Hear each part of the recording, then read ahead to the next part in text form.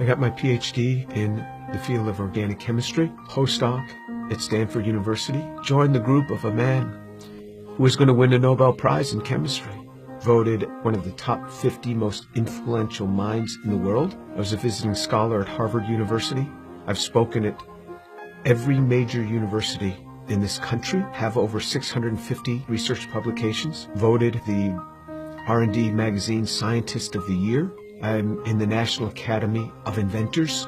I'm a member of the American Association for the Advancement of Science, over 120 patents, started 7 or 8 companies.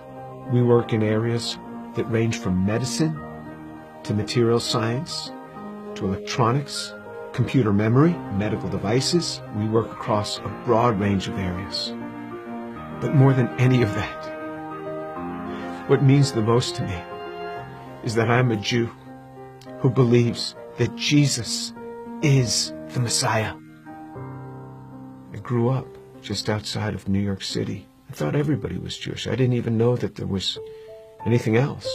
I had no particular interest in that, other than when all my friends were getting bar mitzvahed or bat mitzvahed, and then I would attend, of course, every week. There was never really any excitement for me. I remember once I even tried to talk to a rabbi. He just brushed me off. There was very little explanation for me. I remember when I went to college, I started meeting a number of people that said that they were born-again Christians, which was sort of an odd term.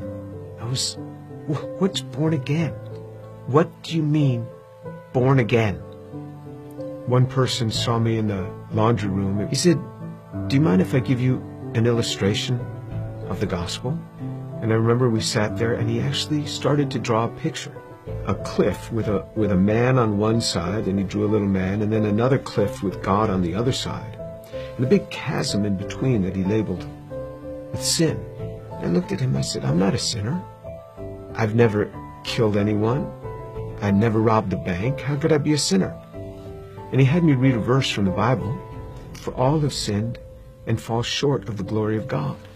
In modern Judaism, we never really talked about sin. I don't remember ever talking about sin in my home. So he turned to another passage. Jesus said, "I say to you that everyone who looks upon a woman with lust for her has already committed adultery with her in his heart." Pow! I felt just as if I had been punched right in the chest. Here I was, new in college. I didn't think anybody knew. I would pick up these magazines, and I became addicted to pornography. It was just through those magazines. And all of a sudden, something that's written in the Bible, somebody who lived 2,000 years ago is calling me out on it. And I felt immediately convicted. And that now I realized I was a sinner. When I read in the scriptures what sin is, then I knew I was a sinner. How am I going to get to God? We Jews know this better than anyone else. Without the shedding of blood, there is no forgiveness of sin. This description in Isaiah 53 of how he will bear upon himself my sin, the things that I had done. And this was him. This was the man that took this upon himself on the cross. The perfect God comes and gives himself for us. He is the one that gives himself for us. I started to realize how Jewish the New Testament is. This book is so Jewish. The New Testament is so Jewish. It's all around Jewish people. And then on November 7th, 1977, I was all alone in my room. The realization that Yeshua is the one who died on the cross. And I said, "Lord, I am a sinner. Please forgive me. Come into my life."